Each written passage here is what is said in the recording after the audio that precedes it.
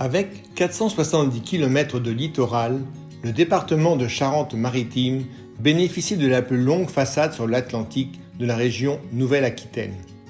C'est vers sa partie nord, moins connue, autour de l'anse de l'Aiguillon et de l'estuaire de la Sèvre niortaise, que je vous emmène en balade aujourd'hui.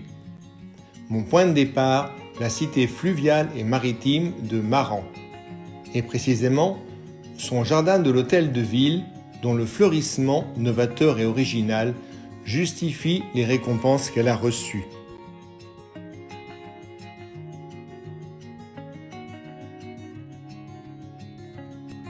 Cette flèche pointée vers le ciel, c'est le clocher de l'église Notre-Dame des Marais. Un clocher unique en son genre, résolument moderne, une architecture de pierre, de métal et de verre reflétant les cieux.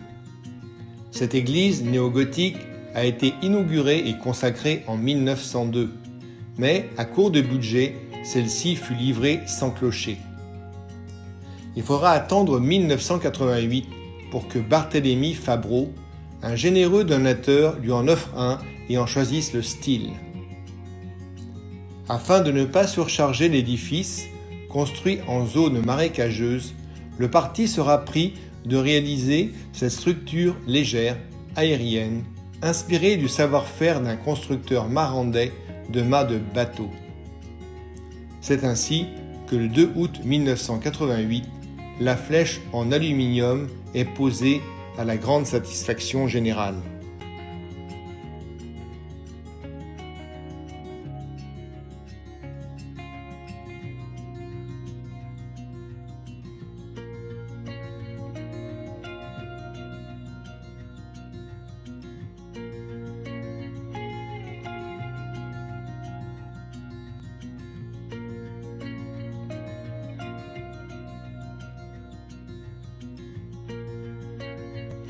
Je quitte maintenant le centre de la cité par le quai Foch et le chemin des Enfreneaux qui mène tout droit au poulailler conservatoire de la poule de Maran, une race de poule créée en 1930, faisant de la cité portuaire sa terre d'élection.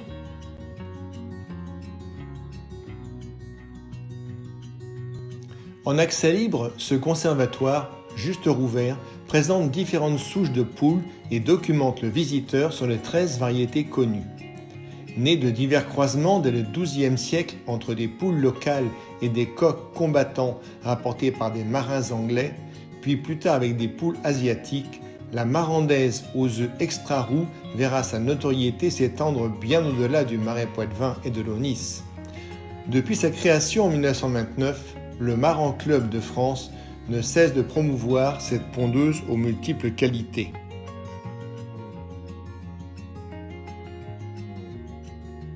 Dans cette galerie de portraits, on retrouve la plus répandue, la noire à camail cuivré, et d'autres comme la noire à camail argenté, la froment dorée ou encore la coucou à camail argenté, reconnaissable par son plumage, semblable à celui du coucou de nos forêts.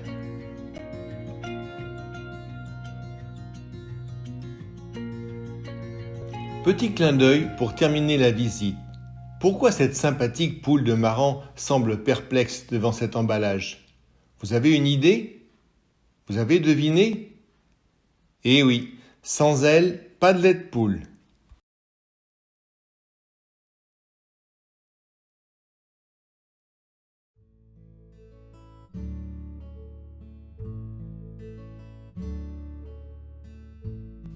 Passé le barrage des Enfreneaux, qui montre ici jusqu'où l'influence des marées se fait sentir sur la Sèvre, tournant le dos au port de Plaisance, je continue ma balade par la rive droite du canal.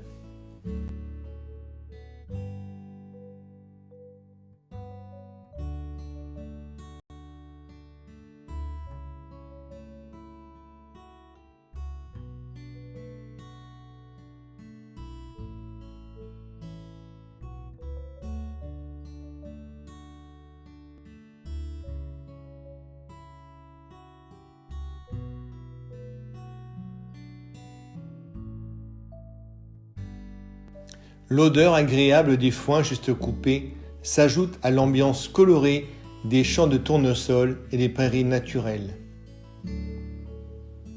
Ce matin, le calme règne sur le canal sans bateau, à peine troublé par les clameurs joyeuses de quelques cyclistes parcourant à la vélodyssée sur l'autre rive. Après 5 km se détachent sur l'horizon des silhouettes de passerelles de navigation. Est-ce possible ? Non, évidemment non. Voilà maintenant plus de 20 ans qu'il n'y a plus de trafic de marchandises sur le canal. Fini les transports de bois du Nord et de céréales vers le port de Maran, jadis grenier à grains de La Rochelle, progressivement supplanté par le rail ou la route au XXe siècle. Ces silhouettes, en fait, ce sont les machineries des écluses du Brau qui relient le canal à la Sèvre niortaise.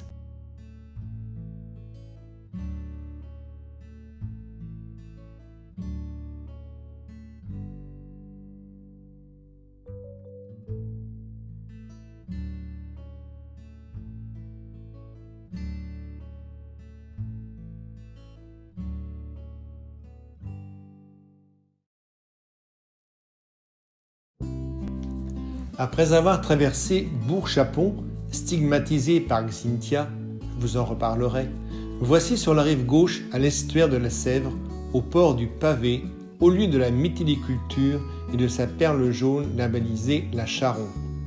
Si l'on trouve des moules dès le néolithique dans le golfe des Pitons, dans la baie de l'Aiguillon, au XIIe siècle, c'est le naufrage d'un marin irlandais qui établit l'acte de naissance de la moule dite de Bouchot. Dans le journal associatif L'Écho des gourous de janvier 2011, André Bouillet, mémoire mythilicote de la baie de Charon, écrivait qu'en 1235, ce marin, Patrice Walton, découvre des moules fixés sur des perches sous pieux. Cette légende est reprise en 1835 par Charles d'Orbigny, le grand naturaliste rochelais, ardent défenseur des boucheleurs, ces paysans travaillant la moule de Bouchot. Finalement, légende ou pas légende ? Toujours est-il qu'aujourd'hui, des rues de Charon, d'Hénande et de Marcilly portent le nom de ce marin. De quoi semer le doute ?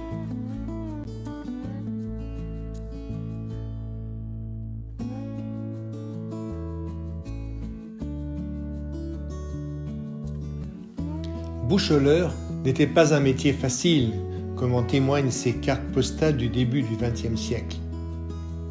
Aujourd'hui, le métier a bien changé, il s'est mécanisé et modernisé pour satisfaire une grande demande.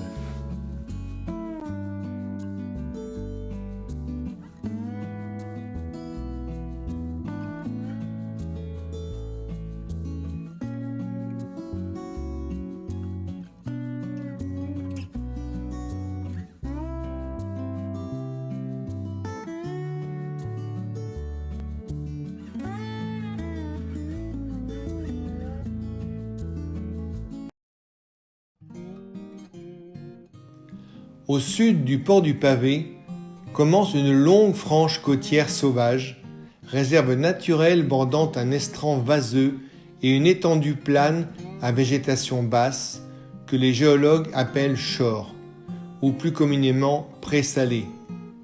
C'est un espace aux couleurs changeantes selon les lumières du ciel et du pertu breton.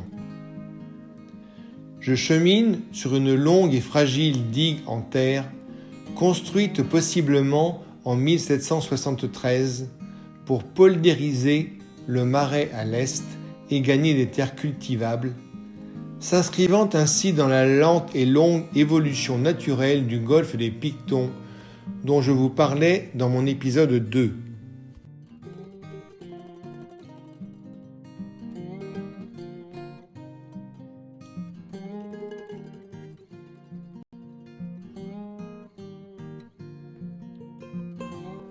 Le 28 février 2010, une tempête mémorable nommée Xynthia confirme que c'est la nature qui dicte sa loi et rappelle l'homme à l'humilité et au respect de son environnement. Cette nuit-là, une houle haute, on parle de plus de 5 mètres, a submergé les digues des polders et noyé les villages côtiers de Bourg-Chapon et Charon, bien au-delà de la laisse de mer, censée tracer la limite supérieure des eaux marines. Les surcotes de mer survenues ici en 1645, 1788, 1957 1999 témoigne de la fréquence du risque et aujourd'hui, la question n'est plus de savoir si un tel événement se reproduira, mais quand et comment en limiter ses conséquences pour les autochtones. La fragile digue d'argile fissurable sur laquelle je randonne face à la puissance de l'océan plaide, me semble-t-il, pour l'acceptation cyclique de l'inondation des polders et non pour la réalisation d'un nouveau mur de l'Atlantique. Un vaste débat.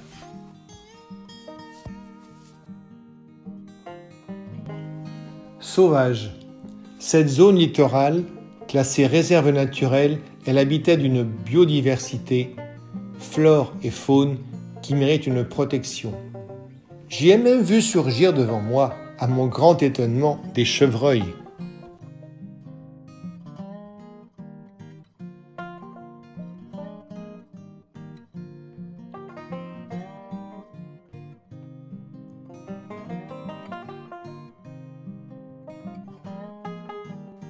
Ma randonnée se termine sur la digue des Misotes, nom de cette herbe qui pousse ici dans le marais inondé par la mer, à côté du fenouil sauvage, une plante comestible que le chef étoilé Christopher Coutenceau met en valeur dans sa cuisine.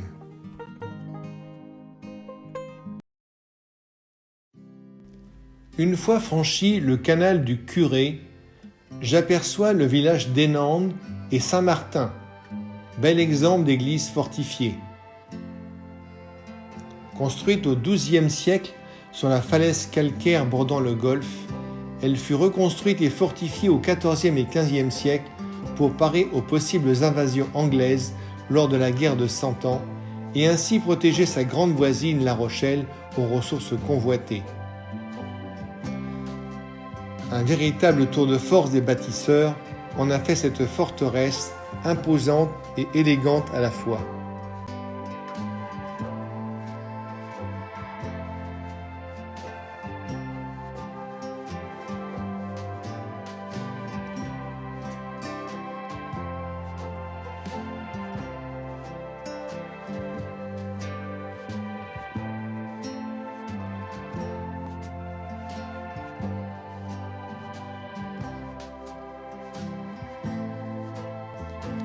La vue du haut de ces remparts est spectaculaire.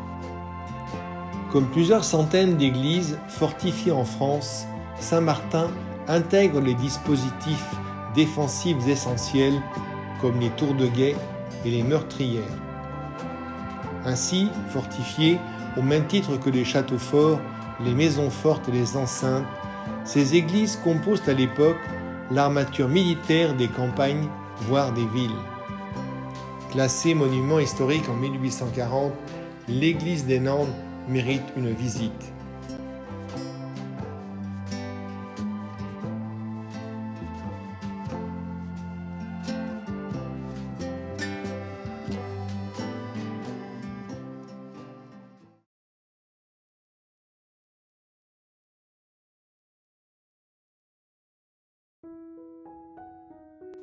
Après 30 minutes de marche, à la pointe Saint-Clément, je rejoins le littoral charentais qui prend de la hauteur avec l'émergence des falaises calcaires sèches, auxquelles s'accrochent des passerelles en bois et leurs carrelets, si emblématiques de la côte charentaise.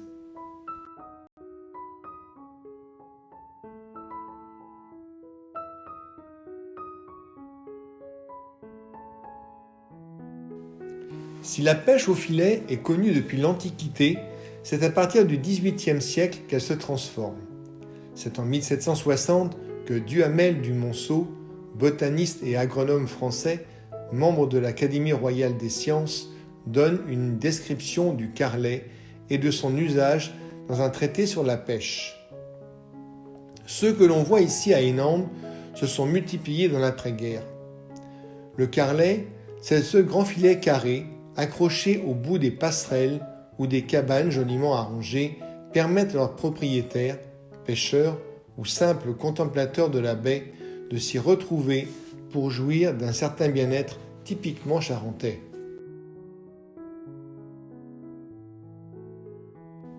Je ne pouvais pas finir ma randonnée à Marcilly sans évoquer l'homme à la pipe. écrivain belge, auteur de romans à succès, venu s'installer ici en 1932. J'ai nommé Monsieur Georges Simenon. Dans la douceur du plat pays charentais, observant les boucholeurs à la tâche au lieu-dit coup de vague et les paysans aux travaux des champs, il trouvera l'inspiration pour nourrir quelques-unes des intrigues résolues par son célèbre commissaire Maigret. Parmi la trentaine d'ouvrages écrits en Aunis, n'oublions pas pour autant les récits, dont évidemment Le coup de vague, publié en 1938, et Les Demoiselles de queue de vache en 1939.